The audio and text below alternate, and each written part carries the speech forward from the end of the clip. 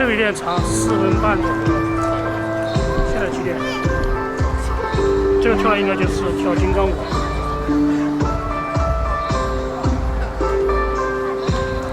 正常，我妹妹每天上班7点，到晚上10点半才回家。以前养个博美没时间，放在厕所里面，晚上回去才放出来。好兴奋哦，出来，然后就交给我养。